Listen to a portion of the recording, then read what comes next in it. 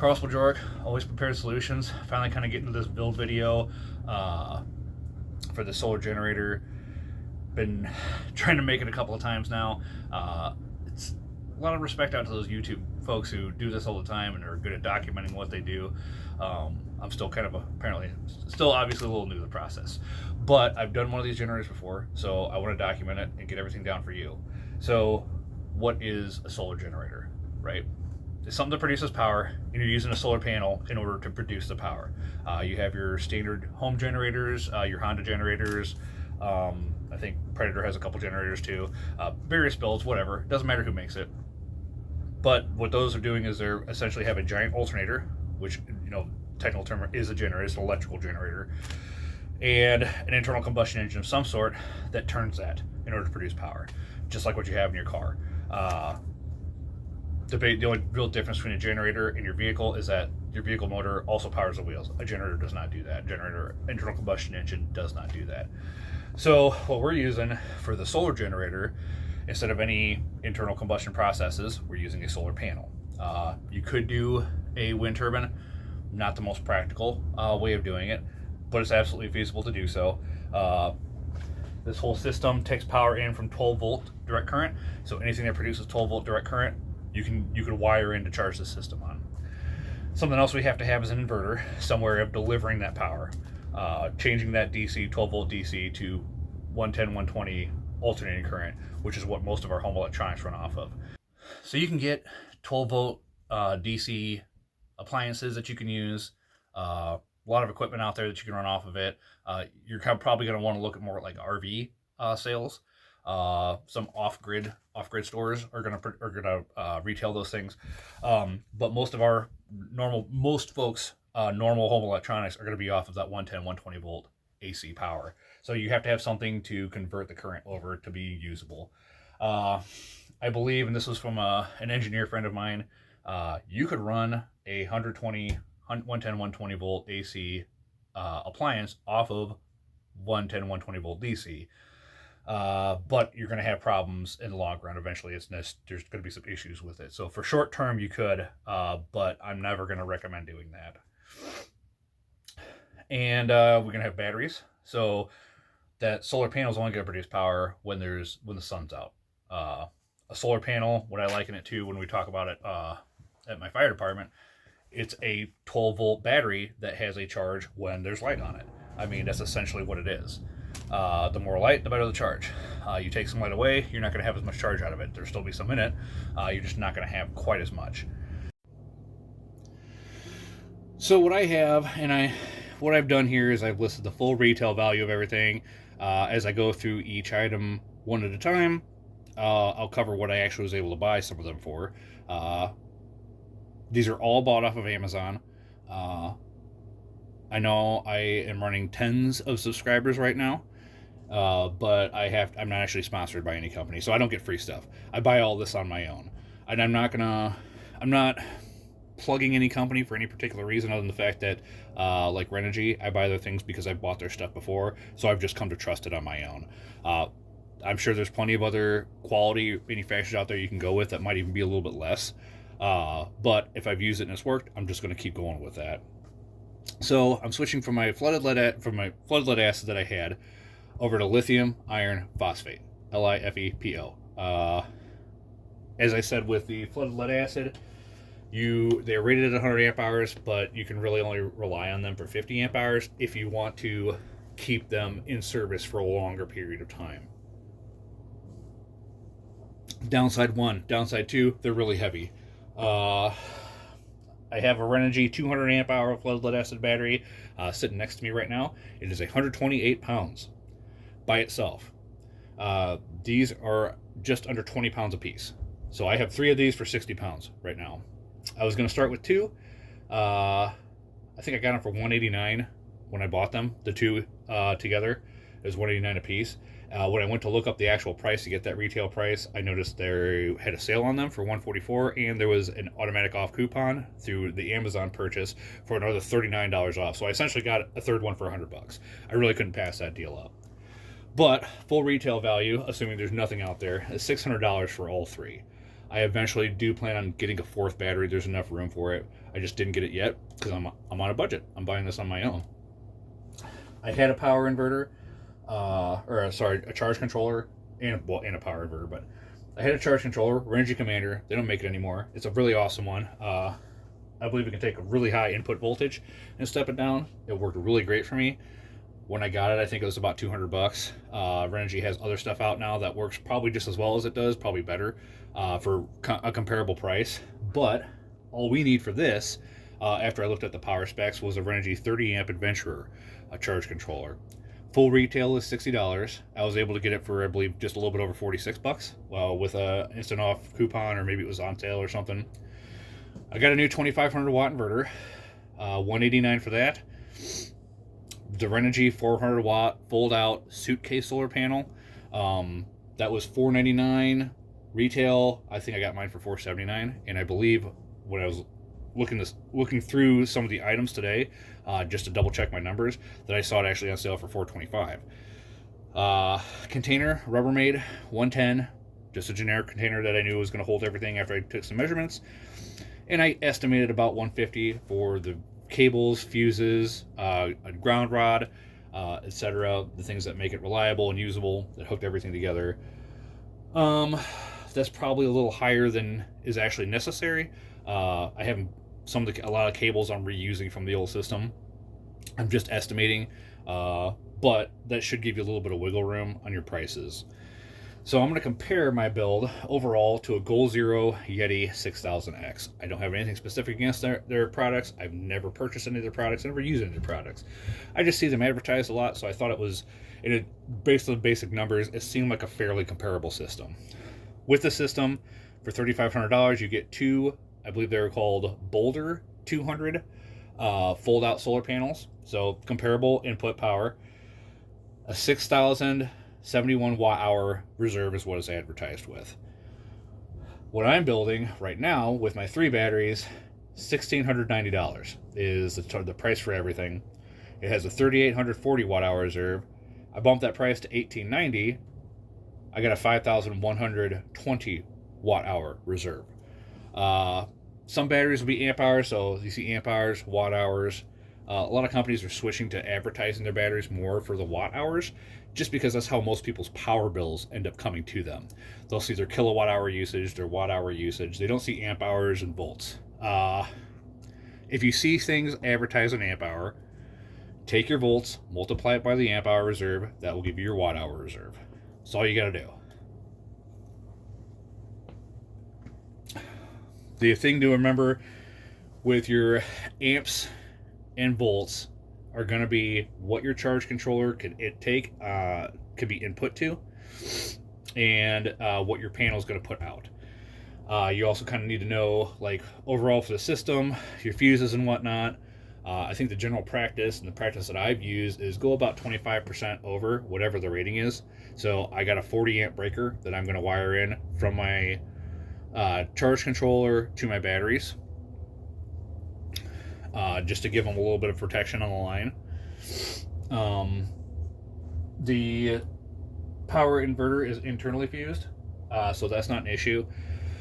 I'm also going to eventually get, I had some 15 amp inline fuses that I could use for the panel. I don't know where they went, so I got to order some new. I have some new ones on the way. I will eventually wire those in to go from my panel to my charge controller. The fuses really help if you have any power overages.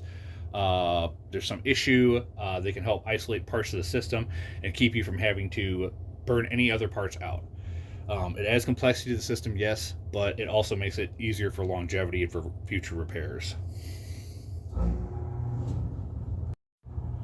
Okay, so a few items I wanted to show you here. So as I was looking through, I got a box of generic solar parts, things I haven't used, things I bought when I was planning on my original system, possibly wiring into the house. So this is the original solar charge controller. It's a 40 amp solar charge controller. Pretty sure, let's see here. I don't think they have it listed on here. Oh, maybe right there. Yeah, so this can take up to 150 volts input, 50 amps max.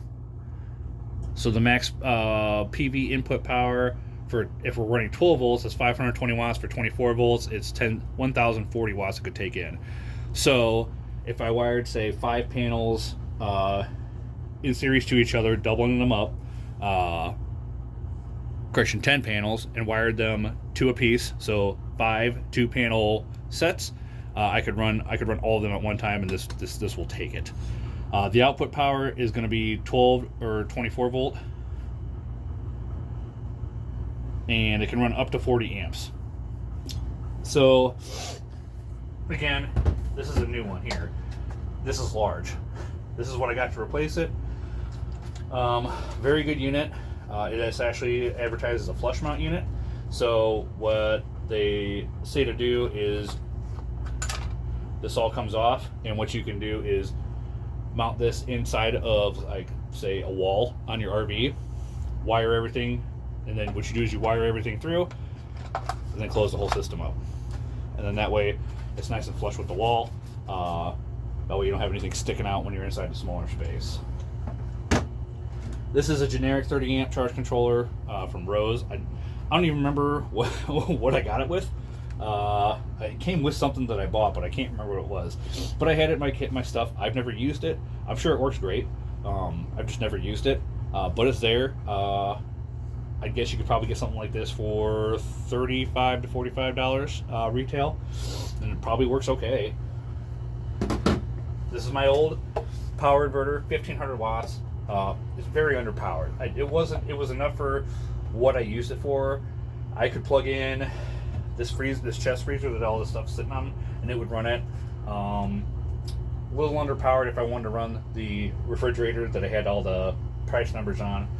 So I stepped it up to a 2500 watt inverter. So if we're looking at the numbers that we had, 3840 watt hours of reserve. Running this, I could run this at full power, and I'd use my batteries in about an hour and a half. If I'm running the panels, it gives me an extra 400 watts, so 600 watt hours of use for an hour and a half. So that'd take me up to pretty close to 2 hours, not quite. But that's kind of what you're going to design your system off of. I get up to that 5,000. If I add the other battery in, I get 2 full hours of use out of this at full running charge. Every good inverter is going to have a grounding point, so you're going to want to get a ground rod. They're available Lowe's, Home Depot, Menards, whatever you have close to you.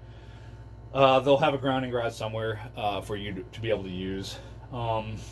Just make sure you get that all the way in the ground nice and good before you actually start using the system.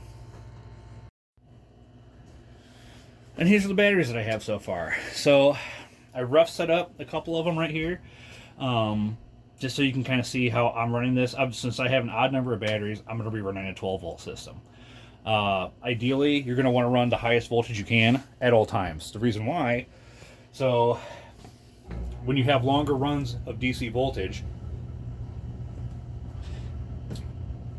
you're going to get a lot of resistance in the line. And DC voltage is DC current, is very susceptible to resistance in wires. The higher voltage you run, the smaller the wires you can run for those longer, or the longer you can run that same wire, because that voltage is going to overcome the resistance in the wire. That being said, even if you have short runs like this, where I'm only going to be running from these batteries to something directly above here, the higher the voltage you have, the more efficient the system's going to end up being. And that's, you're when you're designing, maybe you're building a system and you're going to use it in an RV or a camping setup, or maybe some type of off-grid setup. Maybe you have a cabin somewhere if you're going to use this for the power in the cabin. The more efficient you can make the system, the more use you're going to get out of it. The more reliable it's going to be, and I dare say the longer it's probably going to end up being usable too. These are rated for, I believe, 10 years. Like I said, a couple thousand charge cycles. They're very deep cycle. When I get my 4th battery, which is why I'm probably going to end up going to 4, I will convert this over to wiring 2 pairs of batteries in series to each other instead of all of them in parallel to one another, and up everything to a 24-volt system just to make the system slightly more efficient. Follow that with the manufacturers call it the lean process. That's like one of those low-hanging fruits in the process that you can take off the vine and make that vine more efficient as it flows through for everything else. So that's how I'm going to run it. I have a piece of wood, plywood, just general plywood, that I'm going to mount different parts of the system to. So I will mount the power inverter here. Charge controller is going to come over here. I'm probably going to use a hole saw to cut a hole to run the lines from the inverter down, and then I will have a breaker on there as well. Underneath this, so this here, I don't want it sitting right on top of there, on top of the terminals. So I'm going to generically fashion some legs here. It will keep it up off the top as it sits in, just enough, okay? And then what I can do is just lift the system out. The idea is with these legs, they'll fold down underneath. There's probably something you can buy that's ready-made that'll do this also, but I'm trying to do this entirely on my own. I will have a steel tie. I'm going to drill a couple of holes. Because it's wood, I'm going to line the holes with, actually, let me show you. These guys right here. So that way I'm not constantly rounding out the wood more and more. And then one part is going to be bolted together with one bolt. Another part, I'm just going to be able to drop a bolt straight in. That way it just stays in place and holds this up high enough that the plugins are up above the lip here. Obviously I made this a little bit taller than I needed to, but I wanted everything to be easier to get to and grab. So when it's stored, everything can come down low, close the lid, lock it all up. When we're ready to use it, all you gotta do is lift it up, let probably maybe fold those little ties over on the inside, just let everything kind of drop down, put in my bolts to hold it all in place, and it should just sit there. It shouldn't be moving around when I'm using it anyway. So that was my solution. You can do whatever you're comfortable with. For these batteries, I also have a box of packing material, packing foam. It's generic, like pull-apart packing foam that I will fill in the voids with to keep these from moving around too much in there. Another solution that I had that I might try out.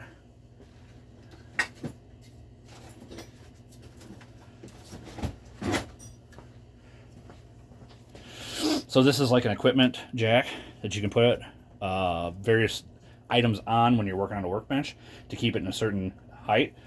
It's only 16 pounds, that's all it holds. So I mean, I could probably squeeze this and I don't know, maybe it'll hold a little bit more. I don't want to test it too much, but put this in one side and the other just to kind of give it a little pressure to keep everything when we're moving this around nice and secure on the inside. Packing foam on the other sides, not all the way up to the top, just enough to keep it from moving side to side. I guess something I didn't cover, I covered the weight of flooded lead acid batteries.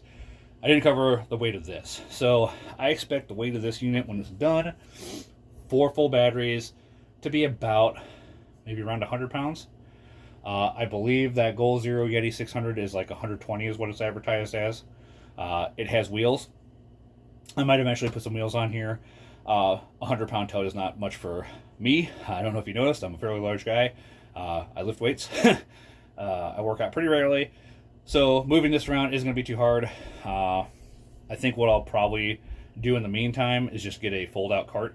That way I can just transfer this to the fold-out cart and then wheel it over to wherever we're going.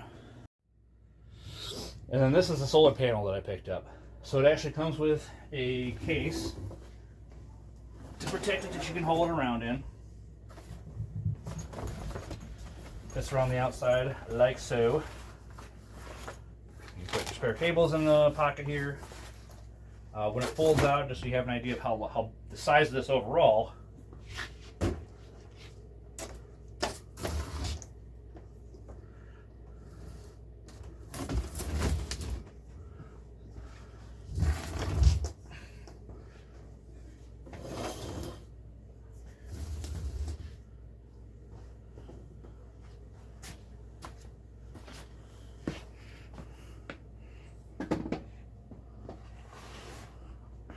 So there you go.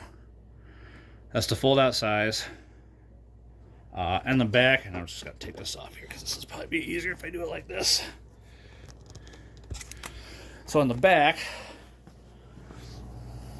they have these brackets here, so you can fold these out and drop it straight down. It kind of becomes good to go on that part. Sets up pretty nice. I set up out front,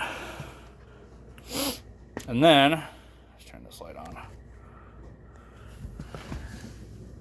You can see the actual operating numbers. So overall 400 watt rated.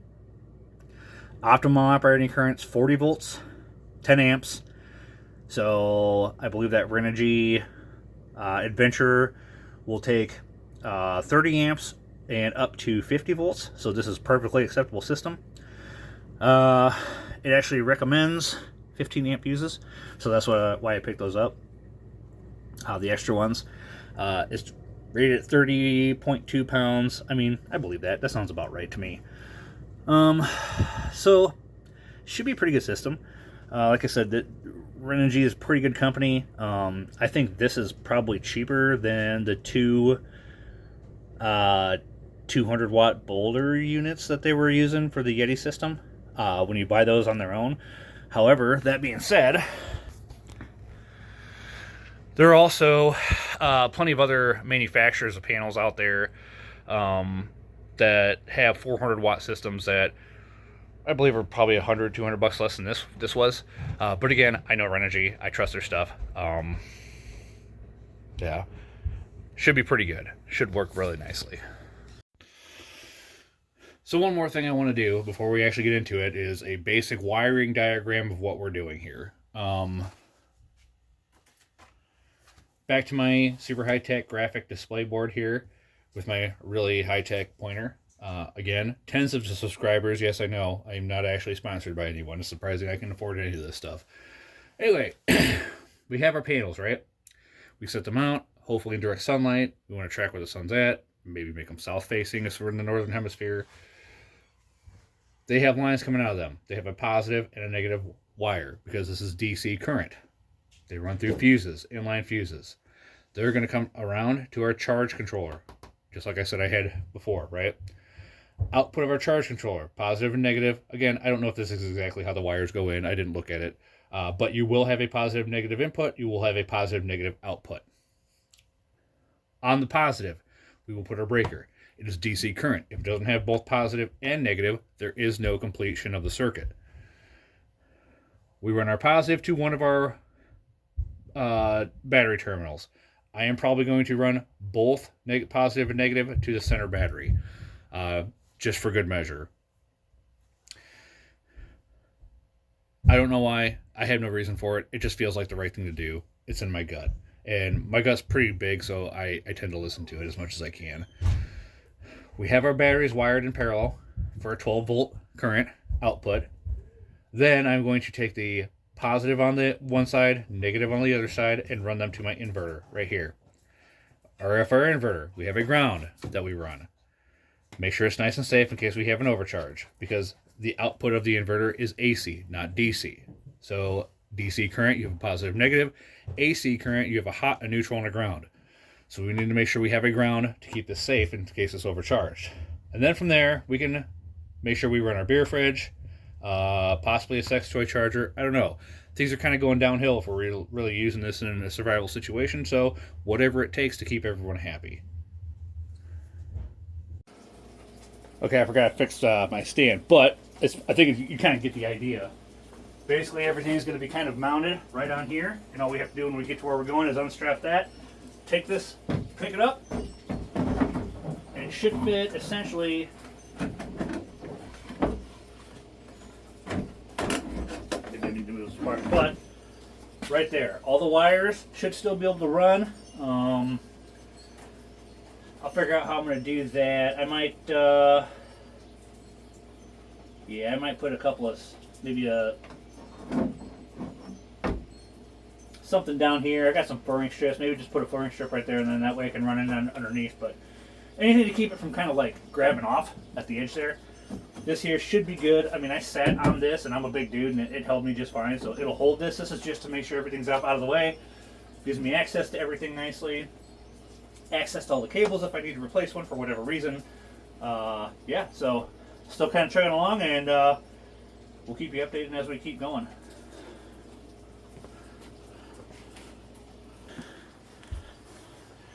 There we go. I just shifted everything over the sides. I got a nice little notch. All the wires can go through. Still have my hole up here. 2x4 straight across. I mean, it doesn't fit well this way, but it shouldn't be moving that much. Now, I got some, I don't know, rubberized tape and stuff I can put on there. Maybe I'll take my saw and I don't know, put a notch in that so it sits better, whatever. Anyway, you get the idea. It's actually pretty level, nice and solid. I cut everything to a pretty good length, I think. So, again, just continuing forward, and we'll keep going. Sorry for all the cutscenes. Like I said, I'm trying to do this by myself, and I have low production quality because I'm not good at this. But, holes cut. So, I measured these wires right here. They'll be able to fit through here. All right. Run up to the notch. And let's see, maybe. All right, so I'll have to slide this around, but I have some room. I have some wiggle room on this one here. Yeah, so that'll fit both there and there. Obviously, I gotta. Well, actually, you know what? I can just wire these right here because I forgot to change those over. So when I wire this, I just got to make sure I wire this to here and then across to here, and I'm good to go. Wires are good. It will fold back in underneath because you can see. It actually folds all the way over to the end, so it'll be fine. I don't have to order extra wires. And then actually doing this little notch design helped out because I was able to use longer screws at the top. So this here is solid on here. It's not going to go anywhere. These really small ones, these really short ones right here, just to kind of keep it from sliding around, give it a little bit more security on there. But turn up phase one complete. Again, this isn't optimal like I would like. If I could, I'd probably leave my negative here over in this here, put my positive over there. However, these screws aren't long enough to go into the terminals and encompass 3 connections at one time. So it still works. Not optimal, not 100% optimal, but I'm not going to lose that much on it. As you can see,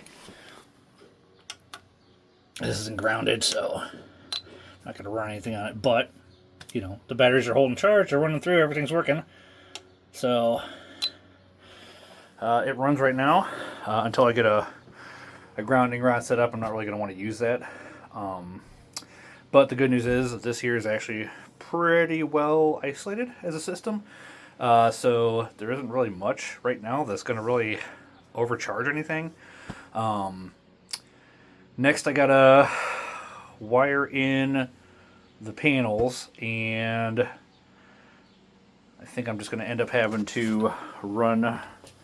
So panels are going to come to here, and then we're going to have outputs from here, probably to here. Just because, again, those are not long enough right now. I'll probably end up buying something at a hardware store. A little bit longer, just a little bit more reach. We get more thread inside the terminals. Right now, I don't know, I think with what it was looking like, it held out on that. I got maybe 3/8 of an inch of thread out there, which is, I mean, obviously it's enough, it's running, so we'll just keep working at it, plugging away, and see where we can get with it. This here is going to be kind of interesting to mount because this is designed to be flush mounted inside of a wall, but I'm going to make it work. I think that's about where it's going to end up sitting at. Maybe a little bit higher, that way I'm not bending those wires any more than necessary and putting any kinks in them. Reduce a little bit of the fraying and wear on them. So I got these super long cables. It makes them a little unwieldy, but it really, being able to keep these hook-ins a little bit longer just gives you a little bit more versatility where you can place the unit and where you can place the panel. I ran these exact lengths, these exact cables with 24 volts of input and 12 volts of input, as a matter of fact, without any issues. So this length on 12 volts will run okay. This runs closer to 50, so those aren't going to have any issues. There's not going to be a whole lot of loss. So now what we have to do is, since these here There's the back. We're going to be coming into these terminals. I need to figure out which one's positive for the plug-in, which one's negative. I don't remember off the top of my head. So what we'll do is we'll open this bad boy up. Or bad girl, if you're more into that. Okay, so we're not on this side. We are on the other side. Looks like. There we go. All right, so that goes to that, which is positive. Easy enough. And then the other one's negative. Started plugging this in, and I realized it might be good for you to see exactly how this works. So, end of the cable. I'm trying to get it in focus for you. There we go. So what you need to do is kind of get the threads together. Like, you don't have to bind them super hard, but you want to make sure you get as many of the threads in as you can. And if you look at the bottom here, there's basically a clamp in there that you have to fit the thread into, okay? The wire, rather. And then you tighten down the screw. So, see if I can do this with one hand. Keep the there we go, look at that. Perfect. Okay, so we're in, right? And then, let's see if we can get this back to focus. There we go. And then, take a screwdriver, tighten it down. Now, you don't need to clamp it down as hard as you can, but you definitely want to feel some resistance. And the better it's in there, the less likely it is to slip out. You don't need to flatten it necessarily, but that should do. And let's see if I can, well, it's not unfocusing, so that should do. Now we gotta wire in the batteries, but with the batteries I gotta put in the shutoffs, or fuse, or relays. So it's gonna take me a minute on that. I'll probably wire in some of the battery cables where they go. Secure this this charge controller down, and then move on to putting the relays in, putting the wires in the relays, and then wiring from the relays to the battery itself. And that way I can shut the batteries down if I need to. Work on part of the system at one time. So, also, let's see. I do have fuses that are going to run in line for here as well. So we will, if this here, for whatever reason, overcharges or spikes, the fuses, they're 15 amp fuses. They should pop. They'll in between here and here. Okay. They should blow, and then we shouldn't have any issues. And again, the only thing I'm going to wire in for the batteries is I'm going to wire through a single relay through the negative, because if either the negative or the positive shut down, then there's no power. That's it. So direct current requires a complete circuit, at least to my knowledge. That's my understanding of it. So I'm going to get at that, and then I don't know if I see a spot where maybe it's worth taking a closer look at what's going on. Pop the camera back on and see if I can get another video for you. So we are wired. Pardon my messiness backyard, but there's a panel. Wires running all the way in. They are fused at the end. Since I have the relay, I wanted to make sure at least I hook those up. This is mounted. Yes, I took the back off to wire it in just to show you how it worked, but you actually have to have this back on in order to wire it. But it's charging right now. It's charging those batteries. There's no draw. Let's see. This isn't grounded, so I'm not going to, well, maybe I'll plug in something small to it. It's probably not going to make that big of a difference, but let's see if this is showing a draw yet. Well, it's charging. Usually 13.7 is about where it's going to show a full charge. Yeah, it's going at 6 amps right now. Input. Let me find something to plug in. Okay, I didn't want to grab anything with a big draw. So, grab a nightlight. Let's see here. Oh, it's running. Let's see if this shows any output. No, it's probably not drawing enough from it.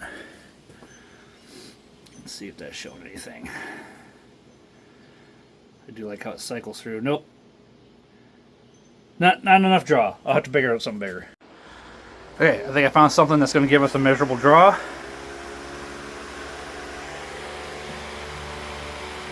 Yep. 100 watts. think it's what's putting out right now.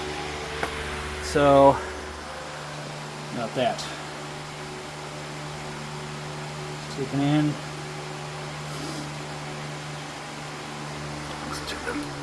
Oh, that's all the way up. Well, maybe it's just a running counter and it's not drawing just enough yet. So anyway, you can see I'm working. This is entirely off solar power. I can unhook that. We still have battery power. So if this is running 100 watts roughly, which sounds about right for that fan, I'd have 53 hours, 56 hours, something like that. I can't remember the exact math. It's been a couple of months since I did the whole draw up on the board. But roughly 56 hours of runtime on the single fan. So, turn it down, see if it changes anything. Just out of curiosity. You should, yep, 80 watts. So 80, 90, 100. Good deal. So it's running. So with any luck, you'll be able to use this as a general idea of how to build your own system. Again, I got 4 batteries on there now. That's a 400 watt panel that's outside. It should charge these batteries. They were at 13.2 volts. Rough guess off the top of my head, I'd have to do the actual math, but I think that's about half down on a lead acid battery. That's probably a quarter of the way down on these lithium ions, because they can actually deplete completely. You don't want to do that all the time, but you can. They are meant to cycle as like pretty low below that halfway point, as I stated earlier. So then I'm all sweaty. I'll remind you also, this isn't grounded right now. I'm not too worried about it with a single fan, but you start running multiple items on there, you definitely want to make sure you have that grounded. I'm in the middle of my basement, so I don't have a wire that's going to run out past my concrete patio, out my door, and then into the dirt out there, but I do have grounding rods outside. So I do have wire. I'm going to have to figure out exactly the length I want to get on this, but as you can see, yeah, those wires that I have for the panel, they seemed a little bit big, a little long, a little unwieldy, but they're only about 20 feet if I remember right, and you can chew that up pretty quick if you want to put that like way outside of wherever you're at, especially if you have to finagle yourself around trees or whatever. So it's useful to have it. Just make sure you keep it nice and neat when you're rolling it up. Otherwise, keep training, keep building. Feel free to comment below if you have any suggestions on how to do this better. I'm all ears. I'm all about getting it right, getting it the best way we possibly can, working together on this. So thanks for watching. Weather's moving in, so I kind of tore everything down. There's still some sunlight left, but I don't want that panel to sit out there in the rain. It's not anchored into the ground or anything. You can kind of see the wires. I coiled them up on either side. They fit okay. I think the wires from the charge controller to the battery are probably a little longer than I need them. I will probably shorten them up to the exact length necessary, something closer to an exact length anyways. But I figured I might as well do an actual recording of how this packs back in. This runs constantly, so you can constantly see the charge on there. The batteries didn't charge all the way, but they charged okay. They'll be all right. 13.2 volts. It's pretty good. It's not a bad charge on there, so let's see how this bad boy packs in here. Fits the way I thought it would. So it's packed in, and there we go. It's a little tight, but it fits. So there's that part. There's this. And bam. There's my entire solar generator. All packed up. Fairly easy to transport. Kind of heavy. You'd probably need 2 people to carry it, or a dolly. It's roughly 100 pounds right now as it sits. Rough estimate, about 100 pounds. Guy like me, I can carry that okay. I mean, I wouldn't want to carry this too far, but I can carry that. Most people would probably either want something a little bit smaller, or maybe a cart. One of those fold-out carts would be great for it. Or you can get a lot of these. You can get with wheels on them. So I mean, there's an option there too to change this out. But you get the prices. You kind of have what I did with it. I'm gonna have a few little odds and ends I want to adjust on there, and I'll update you once I get those things done. Let you know what I have.